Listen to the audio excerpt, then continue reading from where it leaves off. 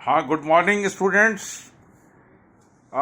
Today I am going to explain about increasing and decreasing functions. तो increasing और decreasing function जैसा कि नाम से ही है, इंक्रीजिंग एंड डिक्रीजिंग। तो यदि आप देखें इस ग्राफ में, ये ग्राफ जो है यदि हम देखते हैं तो ये फंक्शन ऐसे ऊपर की तरफ बढ़ रहा है और ये फंक्शन जो है ये नीचे की तरफ ऐसे डिक्रीज हो रहा है। तो दोनों में फ़र्क ये है कि यदि हमारी x वैल्यू इधर बढ़ रही है तो हमारा fx जो है ये फंक्शन, ये भी हमारा fx की वैल्यू बढ़ रही है। तो इस केस में हम कहते हैं फंक्शन इज इंक्रीजिंग फंक्शन। लेकिन इस केस में यदि हम देखते हैं कि हमारा x बढ़ रहा है लेकिन हमारा fx जो है, ये जो fx है, देखिए ये fx, ये जो है ये हमारा fx, ये हमारा घट रहा है। x तो बढ़ रहा है हमारा लेकिन fx की वैल्यू घट रही है। यानी इस केस में यदि आप देखें तो यहां पर यदि आप देखें, ये यदि हमारा x ऐसे, ये x1 है, ये हमारा x2 है, तो यदि as x2 greater than x1 and this implies that fx2 is greater than fx1, fx2 is greater than fx1, तब हम कहते हैं कि function is increasing, this is increasing function. लेकिन यदि दूसरी तरफ हम देखें कि यदि हमारा x2 x1 से बड़ा है लेकिन उसके कॉरस्पॉन्डिंग हमारा fx2, ये यदि हमारा देखिए x1 है, ये हमारा यहाँ पॉइंट पर x2 है, तो fx2 हमारा fx1 से छोटा है, तो इस केस में हम कहते हैं कि फंक्शन इज डिक्रीजिंग फंक्शन। और इस केस में, इंक्रीजिंग और डिक्रीजिंग फंक्शन के केस में, प्यारे बच्चों, ये आपको हम प्रूफ भी करके दिखा सकते हैं कि इस केस में जो f डैश x की वैल्यू है वो ग्रेटर देन 0 होगी और इस केस में f डैश x की वैल्यू लेस देन 0 होगी। यदि मैं इसको इस साइड माइनस ले जाऊं तो fx2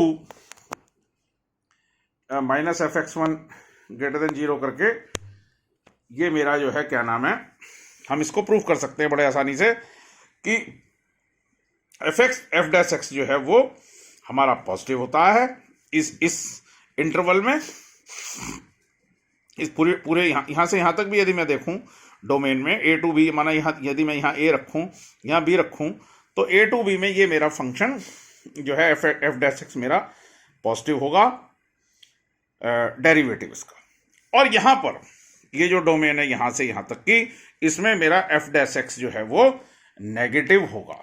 ये बात ध्यान रखने का है। तो ये एक तरीके से डेफिनेशंस में ही जो है आप ले सकते हैं कि for increasing function in a particular domain a to b, f dash x is positive, first derivative is positive, whereas in the domain a to b f dash x is negative। तो अब हम एक questions के माध्यम से ये देखना चाह रहे हैं कि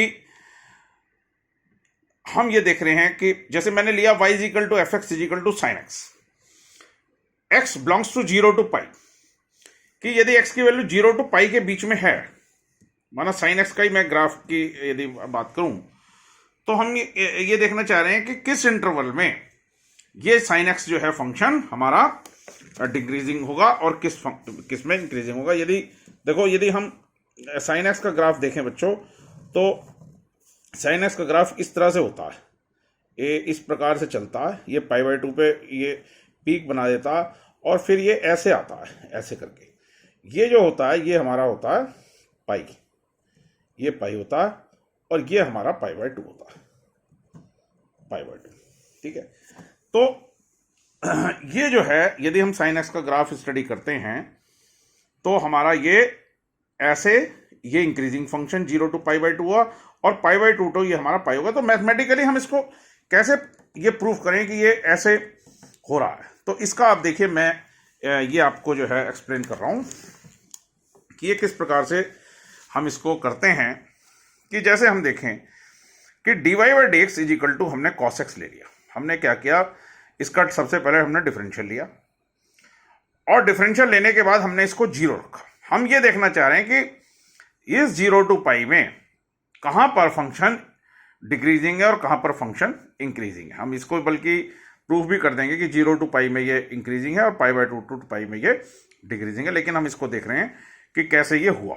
तो dy/dx हमने इज इक्वल टू 0 पुट किया। सबसे पहले हम क्या करेंगे, dy/dx निकालेंगे। dy/dx हम जो है 0 पुट करेंगे और फिर देखेंगे कि क्या होता है। तो जैसे ही मैंने ये पुट किया cos x is equal to 0, तो 0 की वैल्यू जो है cos में होती है cos π/2।